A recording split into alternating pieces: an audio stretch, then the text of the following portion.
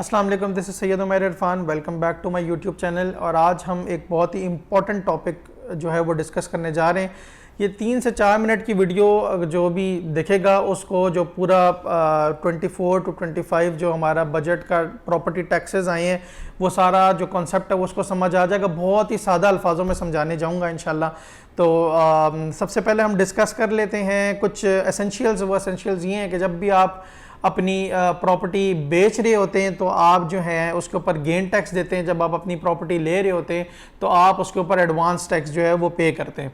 Basically ये taxes जो हैं ये इसके ऊपर जो अभी मार्केट में बड़ी जो है ना वो कॉन्फ्लिक्ट देखने को मिल रहा है। लोग कह रहे हैं कि जी प्रॉपर्टी की मार्केट तबाह हो गया है, सरकार ने पता नहीं क्या टैक्सेस लगा दिए हैं। वो ऐसा कुछ भी नहीं हुआ है।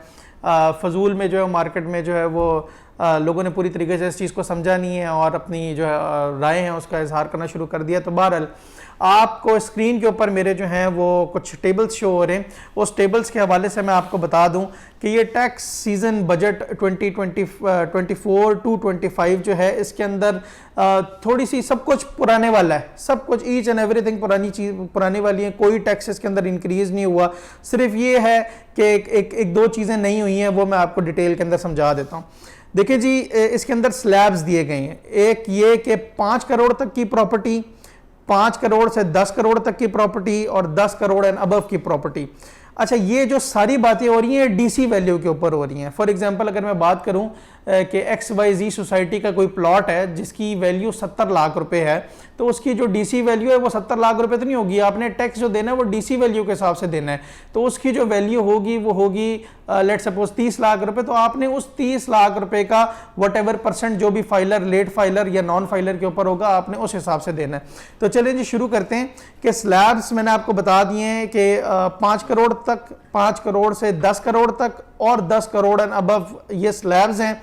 और फाइलर का 3% है जो कि पहले भी 3% था, और जो कि 0 से 5 करोड़ तक की प्रॉपर्टी के ऊपर है। और 5 करोड़ से 10 करोड़ की प्रॉपर्टी के ऊपर 3.5% है, पहले भी ऐसे ही था।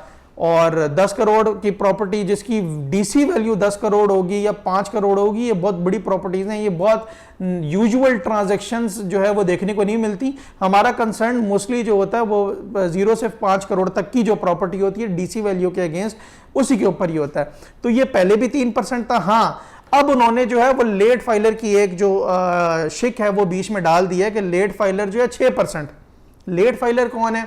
मोस्टली हमारे यहाँ ये प्रैक्टिसेस जो है वो फॉलो की जाती थी कि किसी नॉन फाइलर ने अगर लेट सपोज कल प्लॉट लेना तो उसको आज फाइलर कर दो, ठीक है। मतलब वो जो एक टाइम FBR की तरफ से दिया आपने रिटर्न्स फाइल करने का, उसके अंदर आपने वो रिटर्न फाइल नहीं किए और आपने एक दिन पहले जो है अपने क्लाइंट को या क्लाइंट इटसेल्फ जो है वो फाइलर हो जाता है, तो वो लेट फाइलर में कंसिडर होगा, ठीक है। उसके ऊपर नॉन फाइलर वाला टैक्स नहीं लगेगा, पर लेट फाइलर वाला टैक्स लगेगा जो कि 6% है।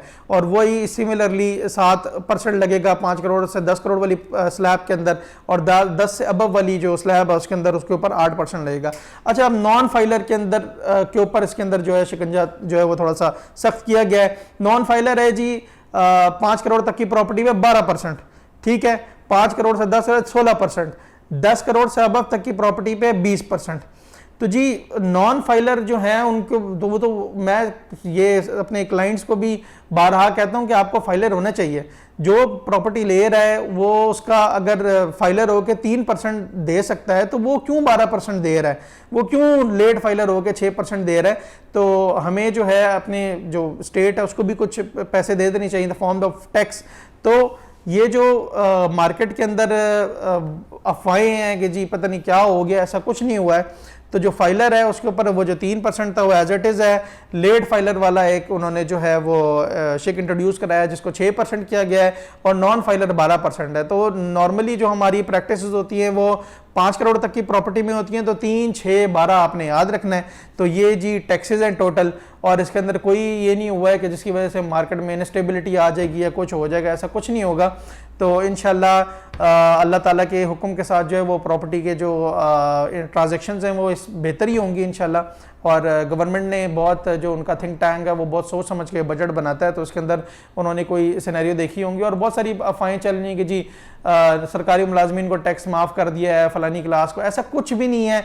एक ही फार्मूला है, ये जो फार्मूला आपके स्क्रीन के ऊपर शो हो रहा है, और इसी के मद्देनज़र रखते हुए इसी को जो है वो अपनी टैक्सेस की प्रैक्टिसेस जो हैं वो सोसाइटीज़ के अंदर होंगी, CDA के अंदर होंगी, ओपन लैंड के अंदर होंगी।